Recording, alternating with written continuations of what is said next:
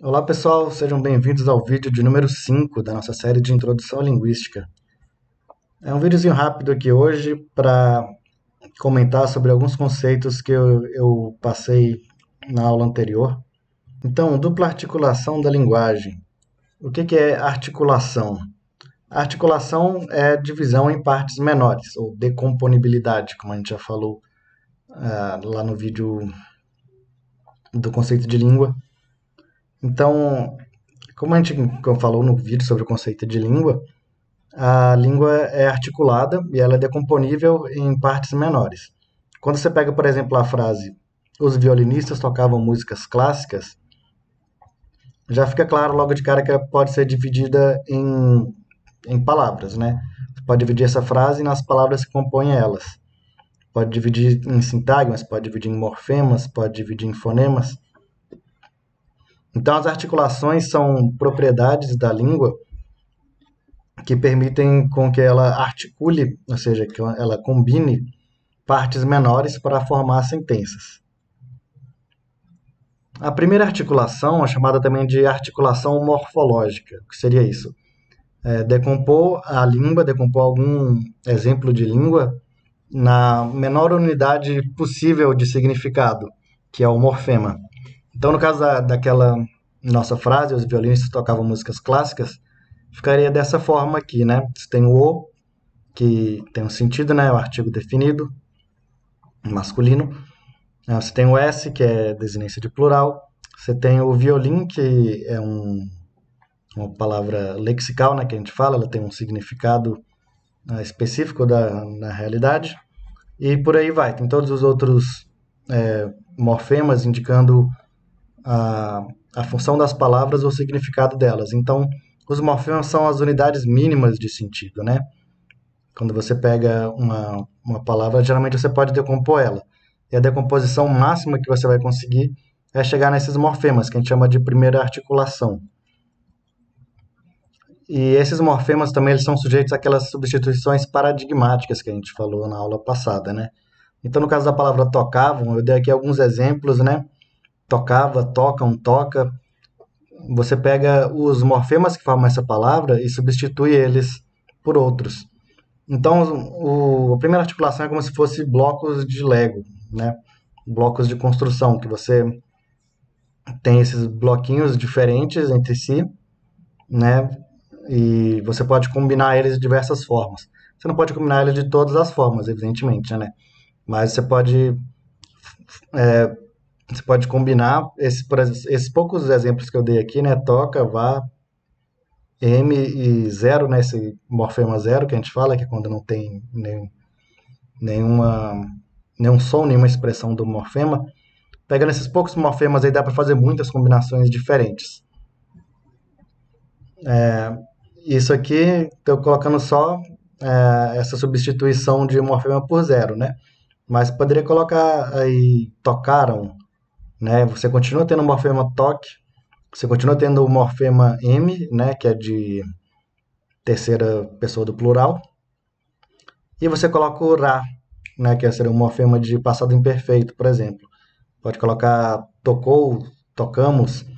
Aí você poderia, inclusive, podia ter dividido mais aqui, né? Tem o toque, que é o radical não, a raiz, e o A, que seria a vogal temática, que é a vogal da primeira conjugação dos verbos, né? Então tem como separar ainda mais, mas sempre vai chegar num limite que você não pode separar mais, que aquele seria o morfema mínimo, né? Você pega tocou, toco. Então ó, tocava, tocou, né? Então vai continuar tendo o morfema toque, mas aí vai ter outros morfemas completando o sentido deles, como se fosse bloquinhos de Lego, né?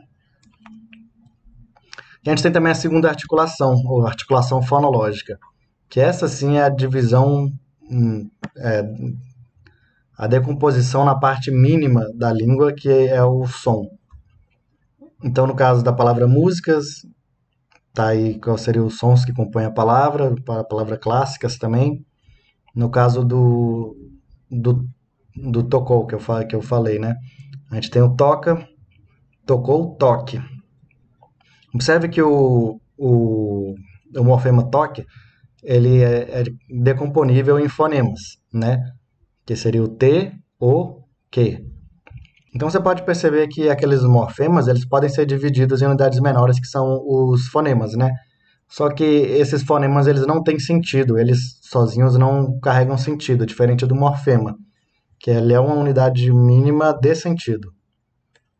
E daí funciona como bloquinhos para combinar, para formar tudo da língua, né? As palavras, as sentenças, as frases.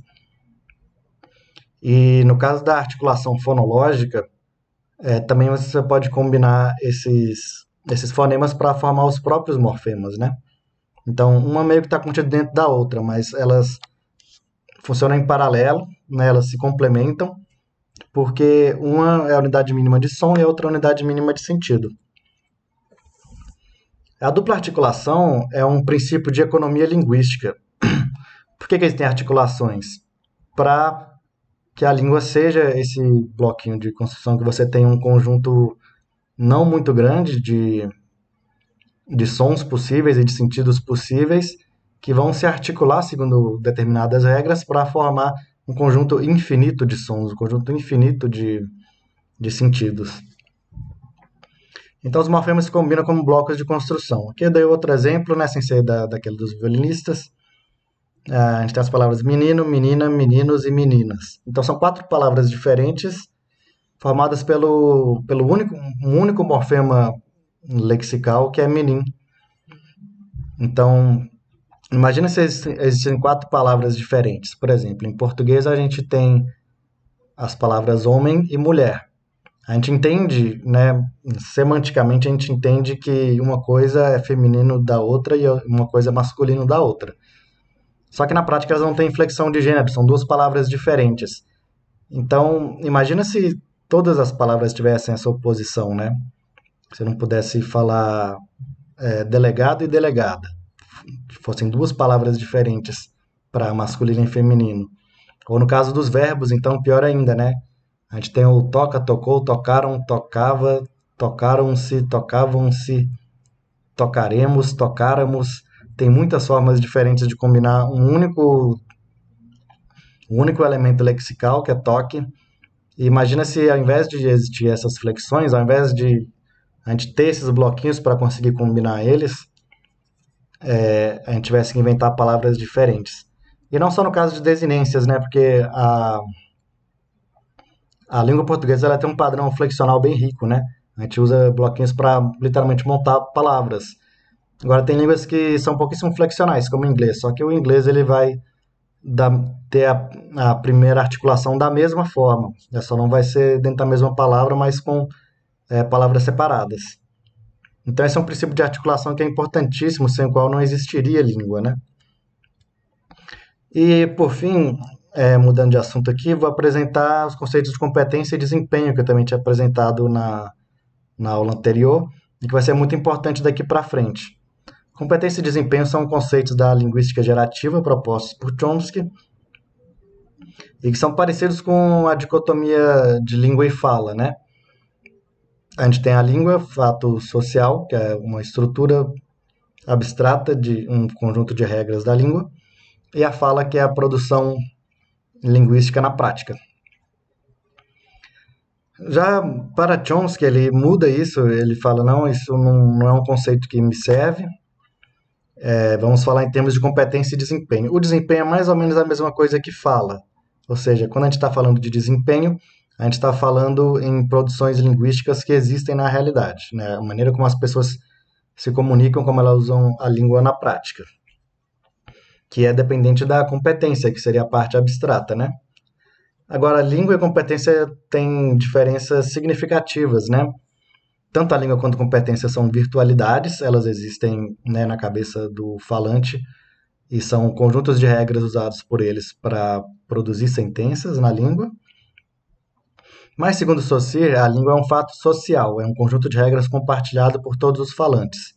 Ela só existe porque existem relações entre as pessoas.